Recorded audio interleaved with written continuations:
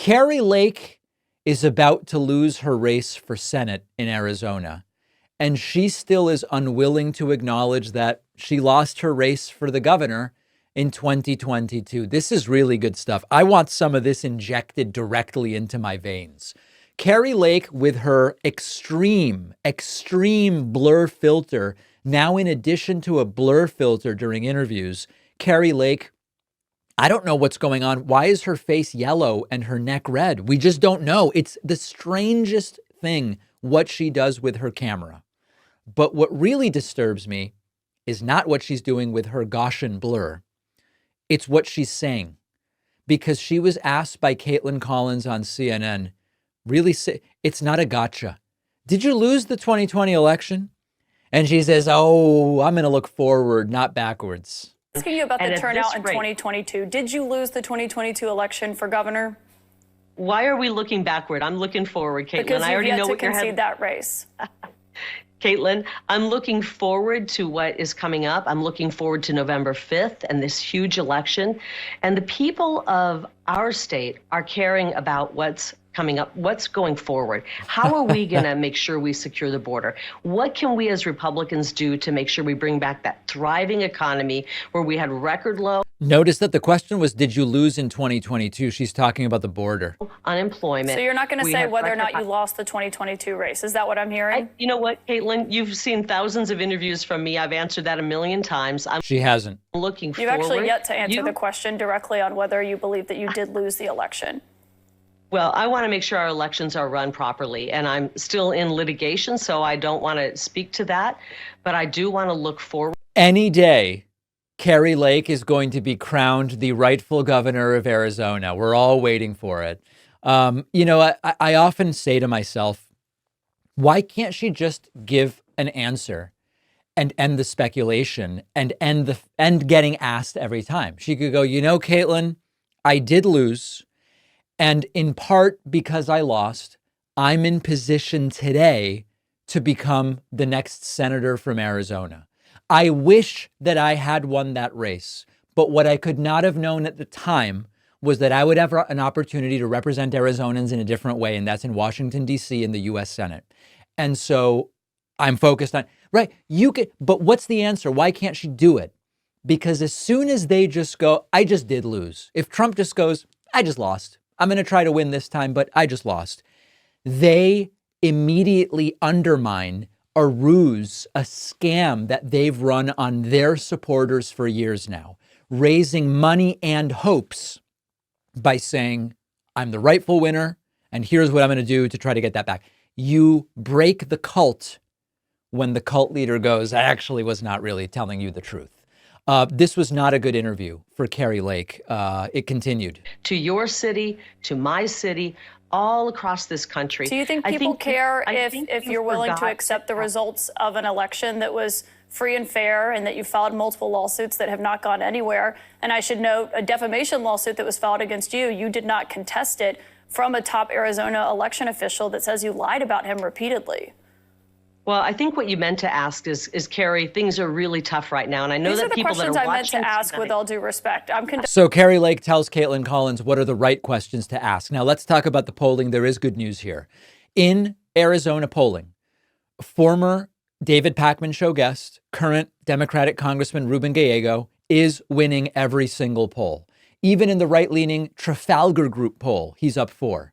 Marist poll, he's up 8. A bunch of other polls, he's up between 4 and 9. In all likelihood, Kari Lake will be defeated once again. She was asked by Kaitlan Collins, what about the fact that you're losing in the polls?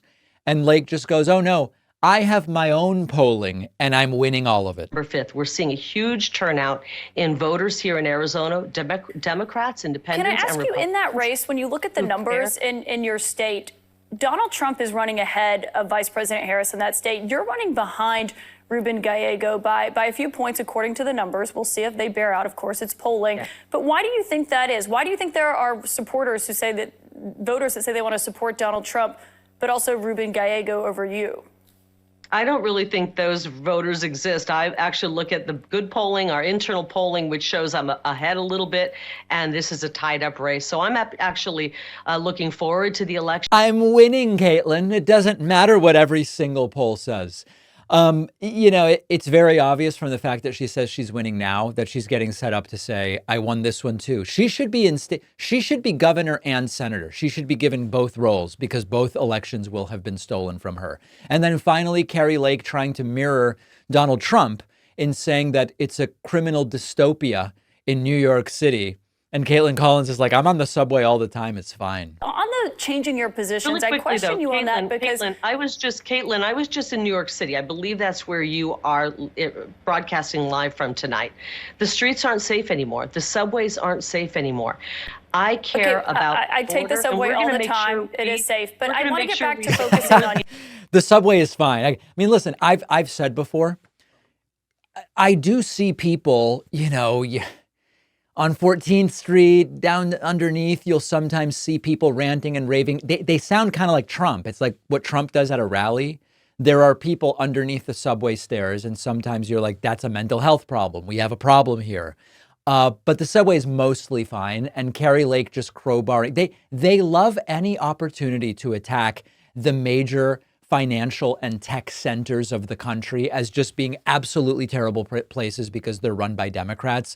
And of course, Kaitlan Collins goes, yeah, that's not really true. So Kari Lake lost in 2022, will almost certainly lose in 2024, and will be the most robbed woman. She'll be more robbed than how she thinks she'd be robbed if she lived in New York City, which she actually wouldn't. She will actually become the most robbed political candidate in history, having had a governorship stolen and a Senate seat stolen. It's going to be, November 6th is going to be a tough one for Kari Lake, my prediction. On the bonus show today, ballot drop boxes have been set on fire, or fire, as some of our friends from Buffalo say. They know who they are.